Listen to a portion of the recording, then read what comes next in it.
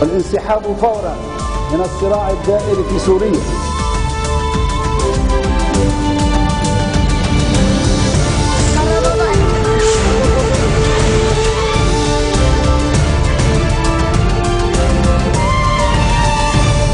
Good afternoon and thank you for joining us on Future TV. I'm Linda Tamim and these are today's top stories. A sniper kills 3 men in Lebanon's Tripoli, bringing to 9 the death toll in 24 hours of sectarian clashes. Future Bloc MP Fouad Semura holds talks with Speaker Nabih Berri regarding political and security tensions in the country. Fast and Furious movie star Paul Walker dies in a car crash north of Los Angeles. A sniper has killed 3 men in Lebanon's Tripoli, bringing to 9 the death toll in 24 hours of sectarian clashes linked to the conflict in neighboring Syria. A security source says the 3 men were in a truck when they were shot dead. Lebanese soldiers deployed in the area to try to retrieve the bodies of the unidentified men. The source says fires had broken out in the buildings along the dividing line between the neighborhoods of Jebel Muhsin and Bab el-Tibani. As a result of the fierce clashes, the Lebanese army remained deployed in the coastal city, responding to sporadic sniper fire. A military source says soldiers have arrested 4 suspects, confiscating their weapons and turning them over for questioning.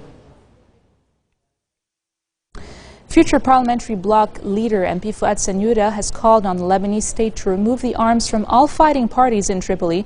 During a press conference held today, he also warned that there is someone working on preventing the bloodshed from ending in Tripoli.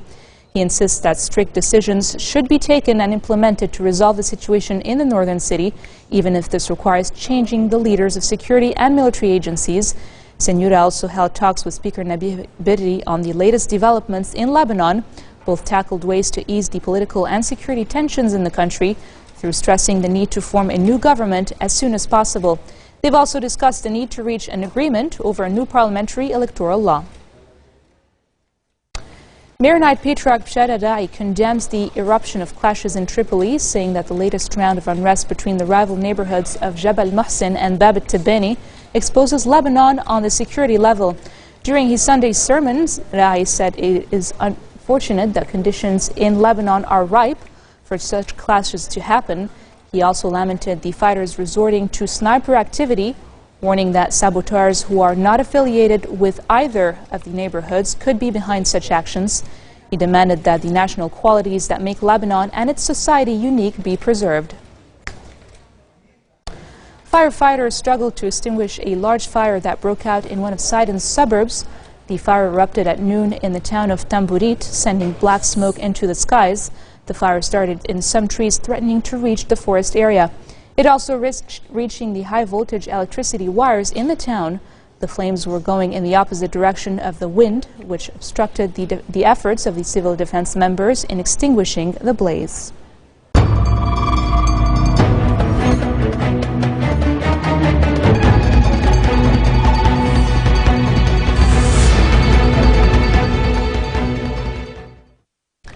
Human Rights Watch is urging Egypt's military-installed government to free 5 aides of ousted Islamist President Mohamed Morsi, who have been detained since July without legal basis. The 5 men, Issam al-Haddad, Ayman Ali, Abdel Nagid al-Mishali, Khalid al-Qazzaz and Ayman al-Srafi, were arrested following Morsi's ouster by the military on July the 3rd after mass protests against his one-year rule. HRW says they are being held at an undisclosed location without judicial process and with very little outside contact since then, amid a crackdown by Egyptian authorities on Morsi's Muslim Brotherhood. Relatives of the detainees told HRW that they feared the government was detaining their relatives to use as leverage for future negotiations with the Muslim Brotherhood. Egyptian authorities have freed a prominent secular activist, but extended the detention of another after the 2 were arrested for holding unauthorized demonstrations. This is according to judicial sources who say Ahmed Maher, founder of the April 6 movement, which was one of the main groups that spearheaded the revolt against Hosni Mubarak in 2011, has been released. But Ala Abdel Fattah, another prominent secular activist who had been arrested at his home late on Thursday, is being detained for another 15 days. Maher had turned himself in at the Cairo court on Saturday.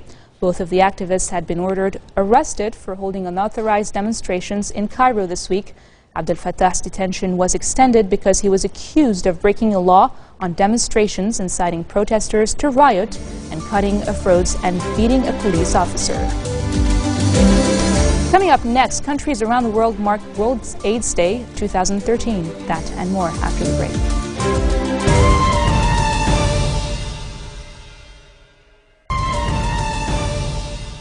Welcome back. Syrian Prime Minister Wael Hal'i has met with Iranian President Hassan Rouhani in Tehran to discuss bilateral relations.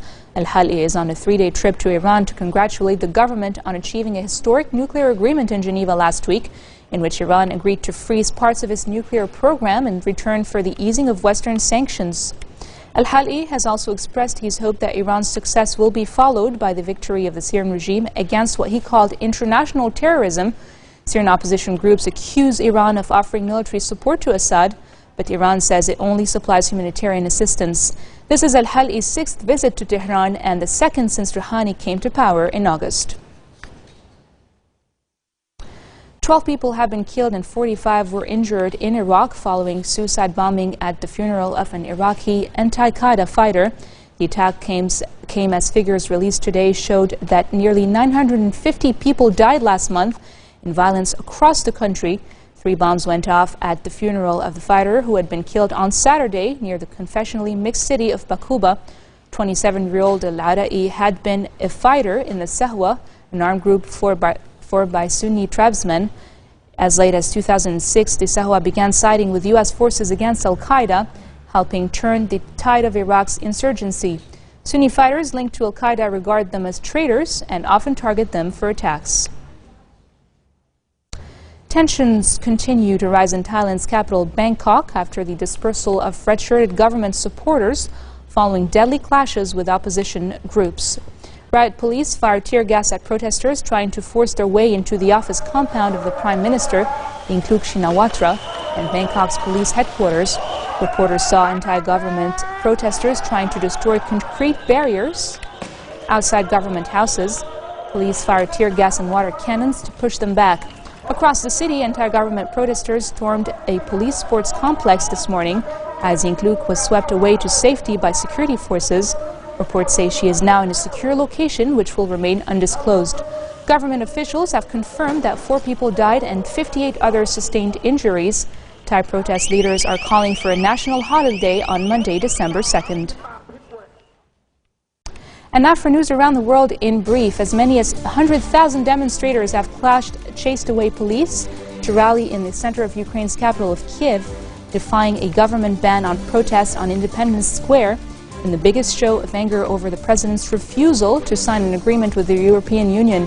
Chants of revolution resounded across a sea of EU and Ukrainian flags on the square, where the government had prohibited rallies starting today. China is set to launch its first lunar rover mission, marking a key milestone in the country's ambitious space program. The Chang'e 3 rocket, carrying the Jade Rabbit rover, was set to blast off at 1:30 a.m. local time on Monday from the Tijan Satellite Launch Center in southwestern Sichuan province. The lunar probe, designed to explore the moon's surface and seek out natural resources, is expected to land in mid-December if all goes according to plan. Paul Walker, the star of the Fast and Furious movie series, died in a car crash north of Los Angeles. He was only 40 years old. A statement on the actor's Facebook page says Walker was a passenger in a friend's car and that he was in the area to attend a charity event for his organization Reach Out Worldwide. He and his friend were pronounced dead at the scene. Today is World AIDS Day, and countries around the world are marking the event. Also on this occasion, British Prime Minister David Cameron has recorded a video message in support for the cause, which has been circulating on the web. In his words: World AIDS Day is a hugely important moment, both here in Britain and around the globe. It's a moment to reflect on the progress made, but it's also a reminder of how much more we still have to do. In recent years, there have been huge advances in treating HIV. And that means that if diagnosed early enough and treated properly, someone with HIV can live as long as someone without it. But too often stigma and myth prevent that from happening. People are too afraid to go for tests and it isn't caught early enough. It's estimated that 20% of the people in Britain living with HIV don't know that they have the condition. We've got to bring that number down and get people the treatment that they need. We've got to keep on putting every effort possible into education and awareness. And what's more, we've got to fight discrimination against HIV everywhere we see it. Today is also a moment to remember our lasting commitment to the developing world. The UK has already dedicated £1 billion to the Global Fund to fight AIDS, TB and malaria. And in the years ahead, we've got to show every bit as much commitment abroad as we do at home. This is what World AIDS Day is all about, renewing our determination and saving lives. On this important day, let us all pledge to fight HIV and AIDS with everything we've got and make sure that we in this generation weren't found wanting. Thank you for listening. For her part, Myanmar's Aung San Suu Kyi has launched World AIDS Day Zero Discrimination campaign in Australia's Melbourne. Chosen as UNAIDS Global Advocate for Zero Discrimination, the Nobel Peace Prize laureate spoke at the Victorian Government House alongside UNAIDS Executive Director Michel Sidibé. As part of the UNAIDS strategy, along with Zero Discrimination, the Global World AIDS Day theme for 2013, Getting to Zero, aims to see a world with zero new HIV infections and zero AIDS-related deaths. When we think of discrimination, very often we don't think of what it involves for those who are discriminated against, how it feels to be regarded and to be treated as somebody who is below the normal standards acceptable to the society in which he or she lives. That is what discrimination is all about. You are not treated as an equal in the world in which you live. You are treated as an inferior, or even worse, as an undesirable. I do not think there is any human being in this world who is born undesirable or inferior. Its behavior, this is why I say that I cannot accept that HIV/AIDS has to do with behavior. It's behavior in the sense of cruelty, in the sense of lack of understanding, in the sense of discriminating against others, that is unacceptable in our world. It is indeed a day to remember those 38 million people who died from HIV/AIDS.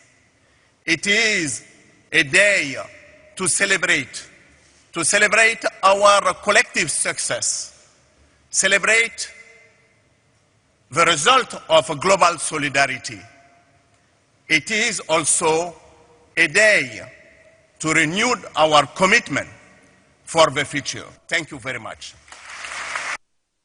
Still in Australia, some of the world's best electronic dance music DJs took to the stage in Sydney yesterday and today to raise awareness about the fight to end AIDS. World-famous DJs such as David Guetta and Calvin Harris moved the crowd at Stereosonic Sydney Music Festival. The concert was organized to support the release of the new album Dance Red Save Lives. The album was released on November 25th with proceeds from its sales going towards funding HIV medication in sub-Saharan Africa. Luke Steele of the duo Empire of the Sun also performed and as dance track on the new album. Red was founded in 2006 by U2's Bono and Bobby Shriver to raise money for AIDS prevention.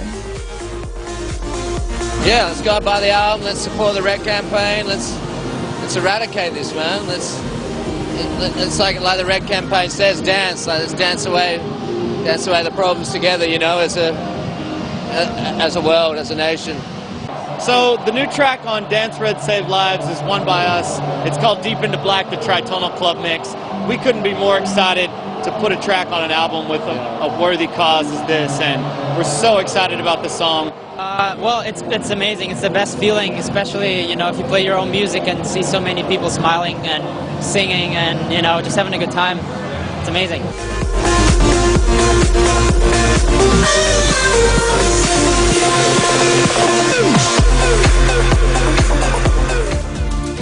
Marks the end of our bulletin for today. Now for a reminder of our headlines. A sniper kills 3 men in Lebanon's Tripoli, bringing to 9 the death toll in 24 hours of sectarian clashes. Future Bloc MP Fuad Sanyura holds talks with Speaker Nabih Berri regarding political and security tensions in the country. And Fast and Furious movie star Paul Walker dies in a car crash north of Los Angeles. Those are your 1st of December headlines from the English news team here at Future Television. I'm Linda Tamim, wishing you all a very nice evening.